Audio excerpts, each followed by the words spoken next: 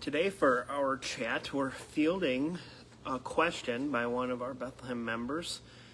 And the next few chats that we'll be unpacking will most likely be more member questions. And one of the questions that we have today relates to the timing of what happened during Christmas. And it's something that maybe was caused in part by how we looked at here at Bethlehem, the misconceptions that we usually have revolving how we celebrate Christmas. How old was Jesus when the wise men finally came to see him?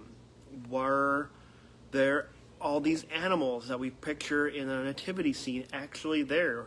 Was Jesus born in a barn, or was it a cave? Did Mary actually ride a donkey? All these kind of questions that tradition sort of leaks in kind of confuse us. So here's today's question. The specific Holy Family journey to avoid Herod and where the Magi meet baby Jesus. Jesus was born in Bethlehem. Then the angel comes to Joseph in a dream and directs him to flee the family in order to avoid Herod. Then, questionably, they leave for Egypt, which is so far away, but then return to Jerusalem where the Magi meet them. Why would they come back if Herod was taking precious lives? And how do they travel so far in such a short time? So we're going to unpack that question. But first, we do it by consulting the Word of God first and foremost. We're talking about the flight into Egypt, a story recounted only in the Gospel of Matthew, Matthew chapter 2, which says, after Jesus was born in Bethlehem in Judea. That's a disclaimer. There's two Bethlehems, actually. There's a Bethlehem to the north, a Bethlehem to the south. Bethlehem in Judea. During the time of King Herod, Magi from the east came to Jerusalem. Not Bethlehem at first. They came to Jerusalem asking, where is the one who has been born King of the Jews? We saw his star when it rose and have come to worship him. When King Herod heard this, he was disturbed, and all Jerusalem with him. When he had called together all the people's chief priests and the teachers of the law, he asked them where the Messiah was to be born. In Bethlehem in Judea, they replied, for this is what the prophet has written. They're consulting Micah. But you, Bethlehem, in the land of Judah, are by no means least among the rulers in Judah, for out of you will come a ruler who will shepherd my people Israel. Then Herod called the Magi secretly and found out from them the exact time the star had appeared. He sent them to Bethlehem and said, go and search carefully for the child. As soon as you find him, report to me, so that I too may go and worship him. Now, so far in all this, King Herod, why is he disturbed? And why is all Jerusalem with him at the announcement that the Magi are coming for a newborn king? It's because King Herod was paranoid that someone would overtake his throne. If you look in history, King Herod killed at least 3 of his own sons out of this paranoia. And Jerusalem was so distressed about King Herod's paranoia, most likely because they knew it was going to be starting to come out in rage, and they were afraid of whatever he might do to them. And so, here we have it. The Magi heard the king, went on their way, and the star that they had seen when it rose went ahead of them until it stopped over the place where the child was. Now, some people suggest this is now much later. It could have been up to where Jesus was 2 years old, and he's no longer in the stable manger cave, but maybe now older and in a house. When they saw the star, they were overjoyed. On coming to the house, they saw the child with his mother Mary, and they bowed down and worshipped him. Then they opened their treasures and presented him gifts of gold, frankincense, and myrrh. And having been warned in a dream not to go back to Herod, the Magi returned to their country by another route. So far, so good. When they had gone, an angel of the Lord appeared to Joseph in a dream, saying, "Get up, take the child and his mother, and escape to Egypt. Stay there until I tell you, for Herod is going to search for the child to kill him." So he got up, took the child and his mother during the night, and left for Egypt, where he stayed until the death of Herod. And so was fulfilled what the Lord had said through the prophet, "Out of Egypt I had called my son." He's quoting Hosea. When Herod realized that he had been outwitted by the Magi, he was furious, and he gave orders to kill all the boys in Bethlehem and its vicinity, who were 2 years old and under, in accordance with the time he had learned from the Magi, when what was said through the prophet Jeremiah was fulfilled. A voice is heard in Ramah, weeping and great mourning, Rachel weeping for her children, refusing to be comforted because they are no more. Then, after Herod died, an angel of the Lord appeared in a dream to Joseph in Egypt, where he said, "Get up, take the child and his mother, and go back to the land of Israel. For those who are trying to take the child's life are dead." So he got up, took the child and his mother, and went to the land of Israel. But when Joseph heard that Herod Archelaus was reigning in Judea in place of his father Herod, he was afraid to go there. And having been warned in a dream, he withdrew to the district of Galilee, where he went and lived in a town called Nazareth. So was fulfilled what was said through the prophets, that he would be called a Nazarene. Now, what's confusing is when you add up the other gospel accounts. This is from Matthew, the only story where we hear of the Magi, the only other story that we hear of the slaughter of the holy innocents, those 2-year-old boys and under. But then we also hear of the narratives of Jesus' birth in Luke, and how we hear the story of Simeon and Anna and the child Jesus when he went into the temple. Of course, the Gospel of Luke doesn't recount the Magi, relating only that the Holy Family went to the temple and then to Nazareth. So when the Magi come and search for Jesus, they went to Herod the Great in Jerusalem first, because that's the most obvious place where you'd find a newborn king in the capital city. And so Herod became paranoid that the child would threaten his throne, and instead sought to kill him, disguising his ambitions to the Magi about wanting to worship him instead. Then Herod was so infuriated that the Magi slipped out from with them that he initiated the massacre of the innocents, hoping to kill Jesus by killing all the 2-year-old boys and under. Now, there is no reason to doubt the story of the family's flight into Egypt either. Egypt was a logical place to find refuge, as it was outside of the dominions of King Herod, but both Egypt and Judea were still part of the Roman Empire, linked by the way of the sea, making travel pretty easy. And the Old Testament abounds, actually, when the people of Israel sought after Egypt to take refuge. You can hear in the Old Testament when, during the times of the kings, that people consulted with the kings of Egypt to supply help in warfare. Egypt was also a place to go when there was persecution or maybe economic pressure. I remember in the Old Testament when Joseph and his family were starving of famine, they sent all the people back to Egypt. So Joseph's choice of Egypt as a place of exile is in line with the practice of other Palestinians who feared reprisals from the government. And it helps that an angel tells him to do it. And so his subsequent avoidance of Judea under Herod Archelaus and the expectation of safety in Galilee accords with the circumstances of going back to where they knew was comfortable. So after a time, the Holy Family returned to Egypt after it states that Herod the Great died. Herod is believed to have died in 4 BC, according to history.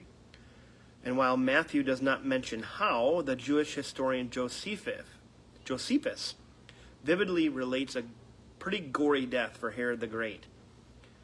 Story goes that he had so much pain from kidney disease that he sought to commit suicide by stabbing himself, but instead ended up having a maggot-infested gangrene in his genitals.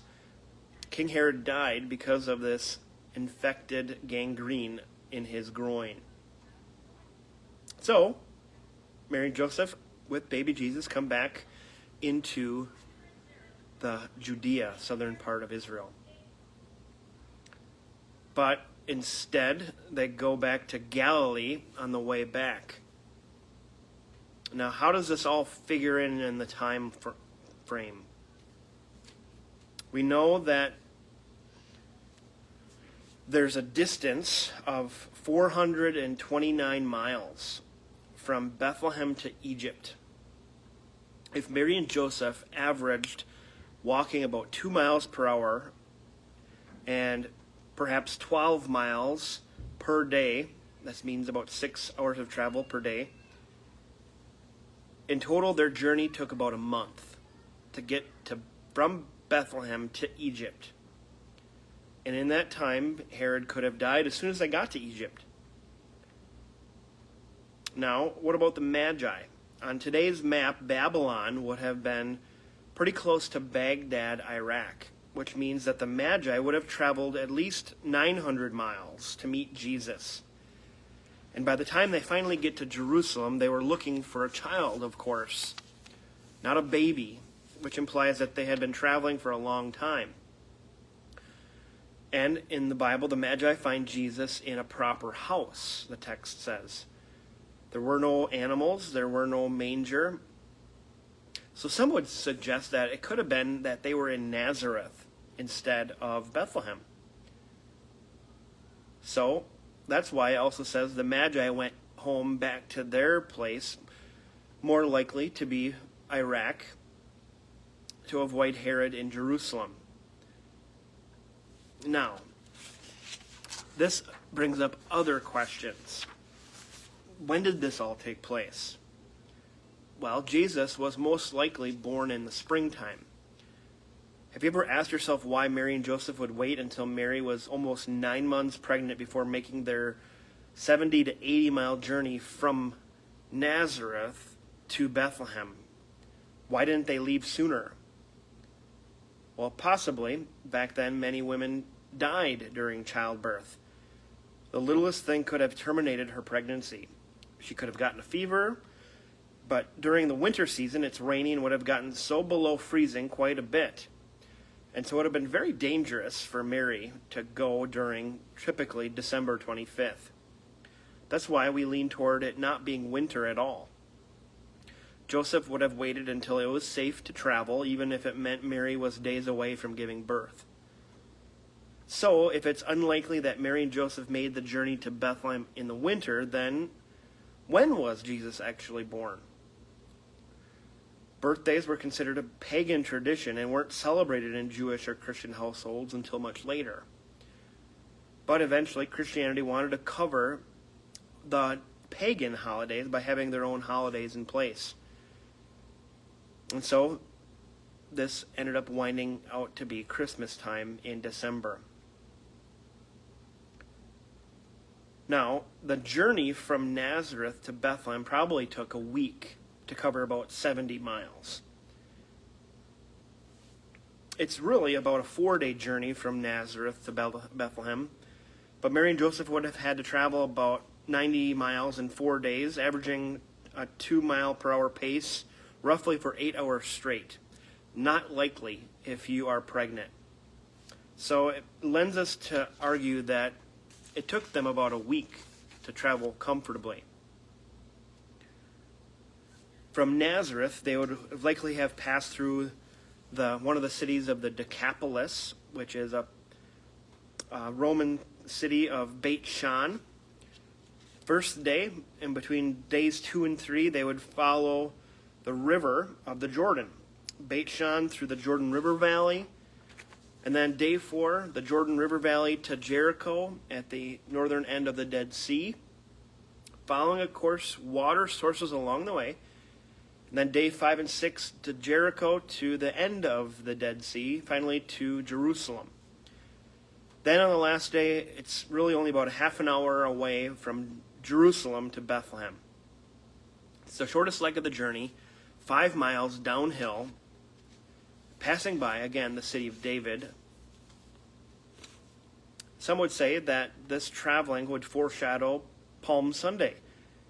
And so it's nice if we would think of Mary traveling on a donkey when Jesus himself came into Jerusalem as an adult on Palm Sunday as a king on a donkey. So let's go back to those Magi. The Magi are the most mysterious of the Christmas story characters. We're not exactly sure who they are, where they're from, or how they knew to follow a star, or even what their star was. But we do know that they're from the East. And what's interesting is the times that the Bible uses the East in other places, it's usually always referred to as Babylon. King Nebuchadnezzar came from the East. The Jews under the diaspora, under Daniel, went to the East. The East usually always meant Babylon, Iraq. And most biblical scholars assert that these Magi followed the same path that Abraham once took. Way back ago, he went from the land of Ur, of the Chaldeans, which is modern-day Iraq, up to Israel. However, some people think that the Magi came straight to Jerusalem through the modern-day country of Jordan. And because the Magi go a different route home to avoid King Herod, they most likely returned to Babylon by way of the northern sea route. They were not magicians. They didn't perform tricks or magic. They were most likely astrologers. Now, when you add all up this, it could be very confusing. Where was baby Jesus when the Magi came? And when? Some would suggest, and it's very likely, even though there's numbers associated with being 2 years old or younger, the wise men had less than 40 days from Jesus' birth to visit him at Bethlehem. Or he perhaps could have been gone already. Luke chapter 2 says, after 8 days were accomplished for the circumcising of the child, he was called Jesus, and so named of the angel before he was conceived in the womb. And when the days of Mary's purification, according to the law of Moses, were accomplished, 33 days to be exact, they brought him to Jerusalem to present him to the temple. The length of the days of purification is listed in Leviticus 12. And you add that up with 8 days of circumcision, you get about 41 days. So the wise men had less than 41 days to get to see Jesus in Bethlehem, or they might have been in Jerusalem already. After that, he would have to been back in Nazareth for a short time, and then go back to Egypt for a period of time. So it seems likely that Jesus actually spent his first full month right there in Bethlehem, where he was eventually called a child by the time the Magi arrived. This is backed up because Luke chapter 2 says that they're at that same time, when Jesus was a child, went to visit Simeon and Anna at the temple, when he was small enough to be held in his arms. So the wise men brought their gifts to Jesus when he was perhaps less than 40 days old, but within that time range, much later, while he was still at Bethlehem. That's why Matthew chapter 2 says, when Jesus was born in Bethlehem of Judea, in the days of Herod the king, behold, wise men came from the east. This passage says the wise men asked, where is he that was born king of the Jews? Perhaps because they knew they were looking for a newborn. Maybe not somebody quite yet 2 years old. So there you have it. Although it might not be perfect in time frame of maybe the next day later that the Magi arrived, it could have been at least over a month. but no more than 2 years. And why that's important is because the time for Jesus is right now for you. You don't have to wait for Jesus anymore. You don't have to wait for next week. You don't have to wait for next time you're in worship. Jesus is yours right now. And what that means is salvation is yours because of Jesus right now. So we're going to unpack some more questions. Keep feeding them to us if you'd like to hear what is on store for our next Fireside chat. We'll see you next time.